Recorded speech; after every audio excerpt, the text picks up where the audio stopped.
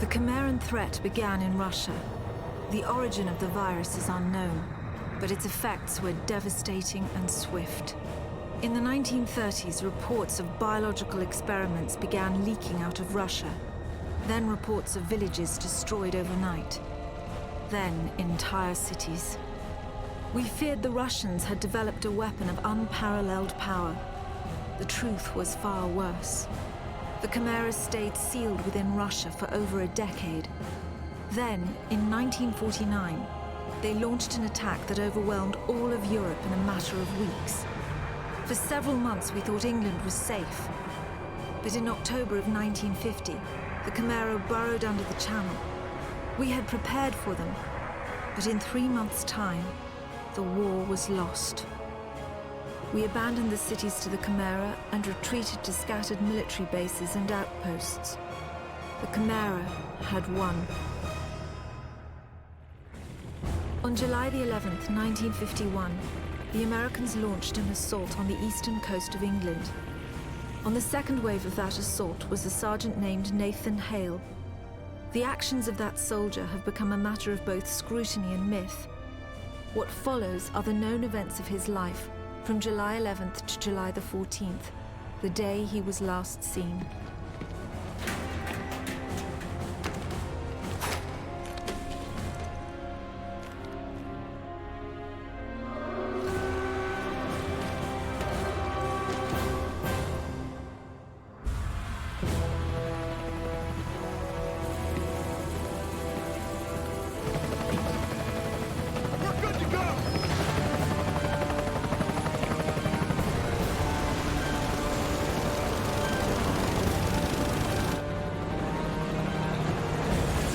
Soldiers had no idea what they would soon be facing.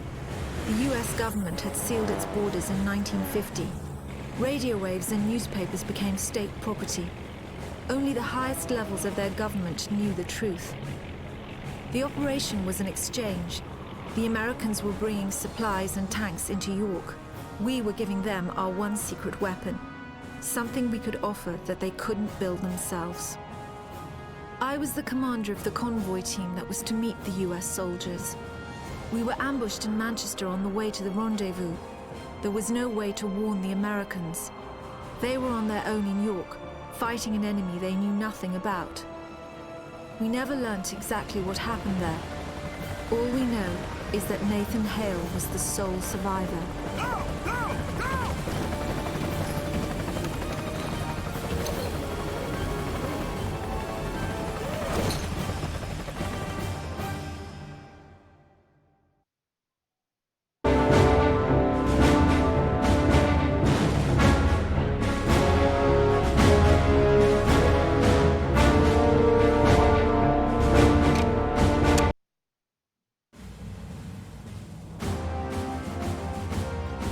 Captain, you seeing this? What the hell is that?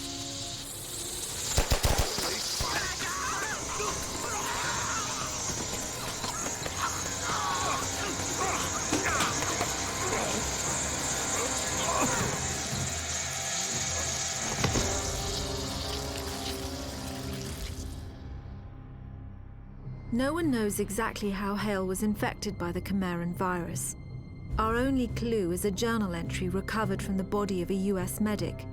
It says that he encountered a number of comatose soldiers in a dry creek bed. One of the soldiers, a sergeant, suddenly woke up. Unlike the other soldiers, his body had no wounds at all. The sergeant refused any kind of medical examination, insisting on catching up to the rest of the company. If that sergeant was in fact Nathan Hale, then he remains the only known person to wake up after being infected. Whether the Chimeran virus mutated within him, or whether his body had an innate resistance to it, remains a mystery.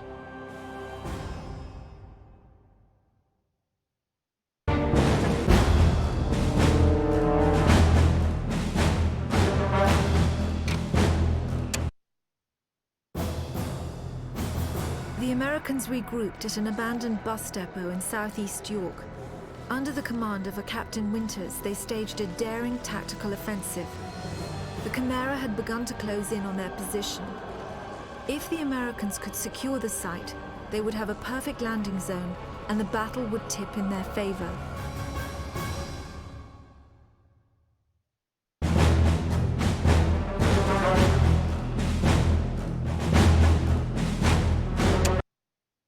Well fought. We might just hold this little piece of heaven. Tabazzini, bring those tanks in here and scrape out a landing zone. Sir! Incoming!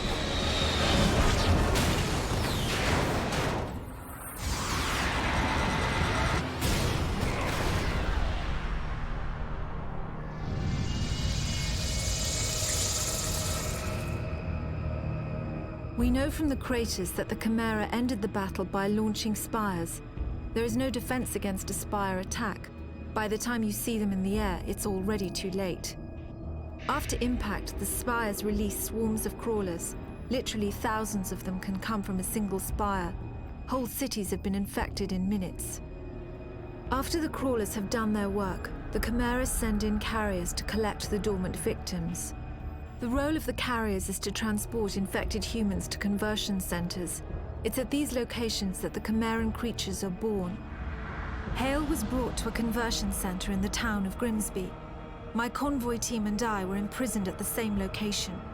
We had been captured uninfected, so we were put in makeshift pens until they could infect us.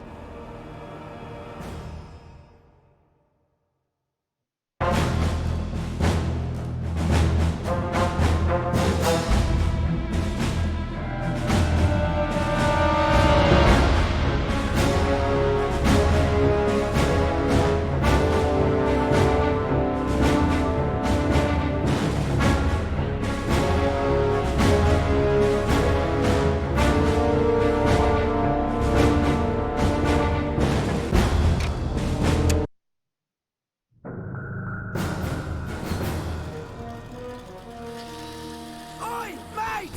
Over here! Over here! Help us! Get us the hell out of here! Hey! Over here! The console! Shoot the console! Bloody hell! Thanks for that. I'm Parker, Hey, Sergeant Hale, 1st Rangers. an American. We thought the Chimera stopped all of you in York. Chimera? Those creatures. Oh, you jammed it.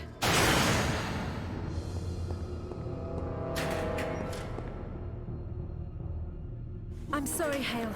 Looks like you'll have to find your own way out. I'll be in touch. Frequency 77.6. It was strange enough that a lone American soldier was walking around a Chimeran conversion center. But it was his eyes that were most disturbing. They showed unmistakable Chimeran traits. It was subtle, but it was there. Whoever Nathan Hale was, he wasn't entirely human.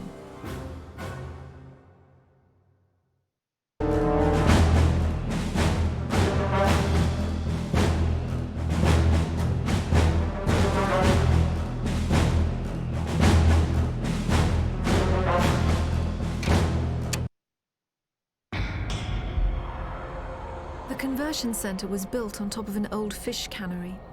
Networks of tubes transported the bodies from one stage of conversion to another.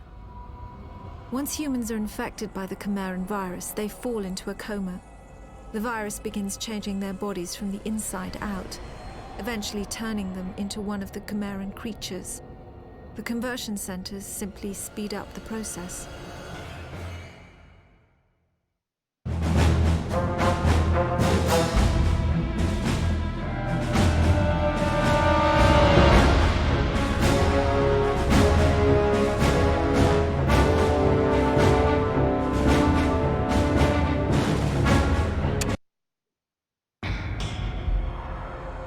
The conversion center was built on top of an old fish cannery. Networks of tubes transported the bodies from one stage of conversion to another. Once humans are infected by the Chimeran virus, they fall into a coma. The virus begins changing their bodies from the inside out, eventually turning them into one of the Chimeran creatures.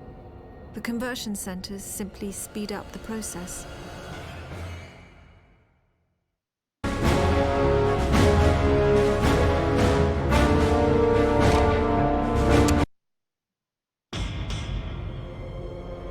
the second phase of the conversion process, the humans are wrapped in cocoons. This accelerates the final stages of the conversion. What emerges from the cocoon is determined by the strain of the virus. Each Chimeran creature is created by a separate strain. What we call hybrids, the ones that most closely resemble humans, have the shortest gestation period. The more beastly creatures take months to create and are made from multiple human bodies.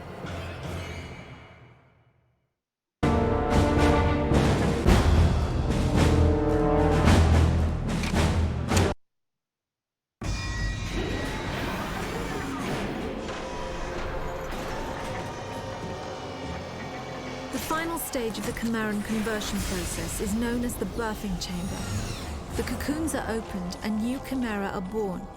In the case of hybrids, a cooling apparatus is fused into their bodies. The Chimeran metabolism is roughly 12 times that of humans. This results in remarkable healing abilities, but also raises their body temperatures significantly. Without the cooling apparatus, the hybrids would overheat and die.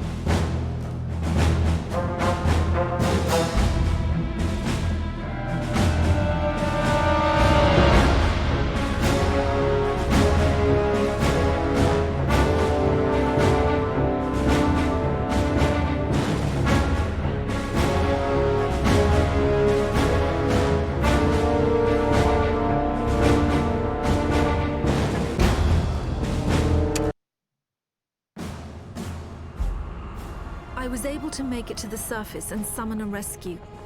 Flying into the Chimeran territory was always dangerous, but we had to risk it. Hale made it out shortly after. I looked for any further signs of conversion. Fever, nervous movement, paranoia. There was nothing. Just the gold-colored eyes. We flew directly to Manchester. Soldiers had been trying to recover the convoy ever since my squad was ambushed. They knew what was in it. They knew it was our last hope for defeating the Chimera. I wanted to take Hale back to Northern Command for debriefing. Maybe he could sense I was suspicious of him. He joined the Manchester squad before I could say a word.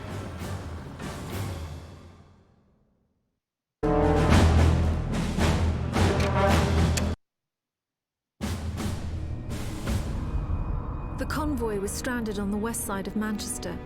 The site was guarded by stalkers, so the only route in was on foot. A radio message from Hale's squad said they were entering Manchester Cathedral.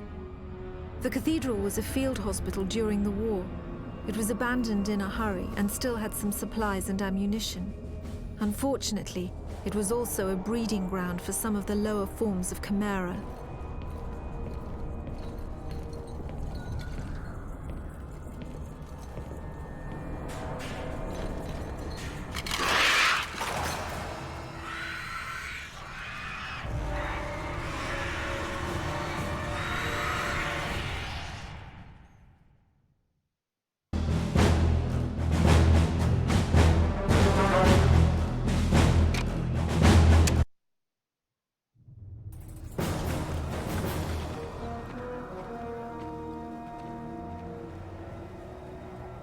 Hell, mate, you all right? Get in here! Captain Mitchell's squad had located the convoy. Unfortunately, stalker sightings in the area made immediate recovery impossible. The stalker is one of the Chimera's most feared weapons. They move quickly and fire anti-aircraft missiles with deadly accuracy. The technology used in the stalker remains one of the most intriguing and frustrating mysteries of the Chimera. Mitchell had been fighting a losing battle most of the morning, holding out until reinforcements arrived. Meanwhile, the Chimera kept coming.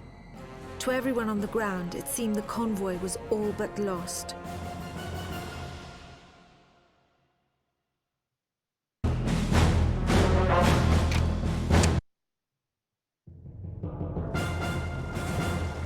Mitchell to command. Site secure. All stalkers down. You've got your convoy. How about getting us a sodding medic? Parker here. We're inbound, Captain. 4 minutes out.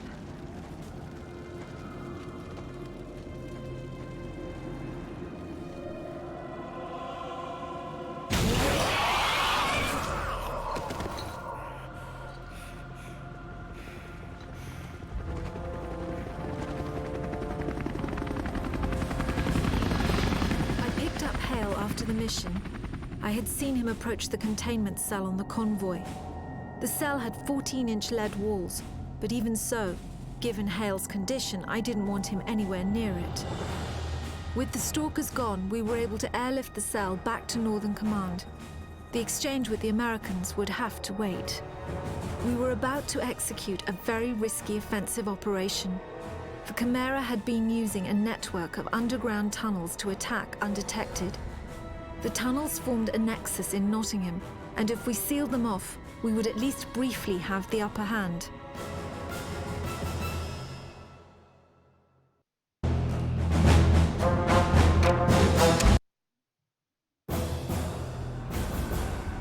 I was directing the battle from the air when I saw Cartwright's squad had run into heavy resistance. I needed to get them help right away. A group of soldiers had just stormed a Chimera mortar position. Hale was the only one to make it out. I radioed him to look for a shortcut through an old train tunnel. The tunnel was mostly blocked by a Chimeran power conduit, but I knew if Hale could find a way through, it would turn the tide of the battle.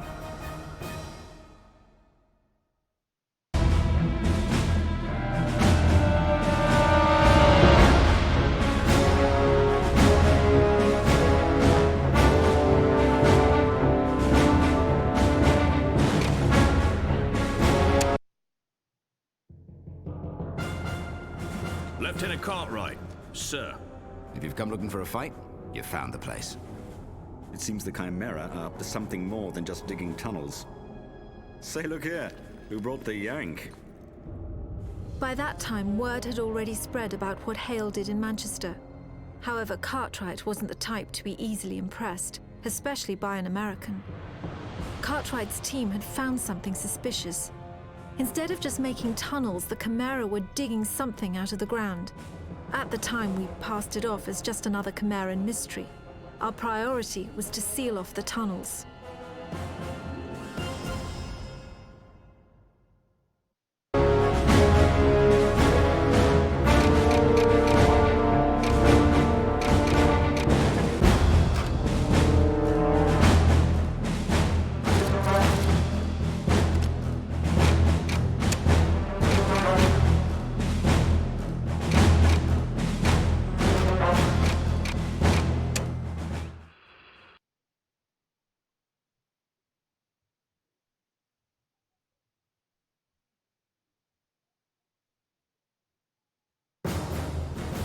I knew Hale would eventually find the map room.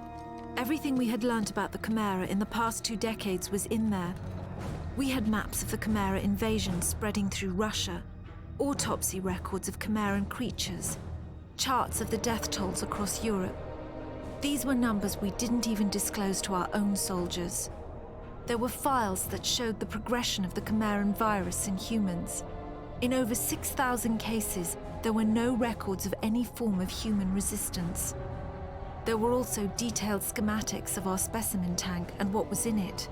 We call them Angels. They're the most powerful of all the Chimera.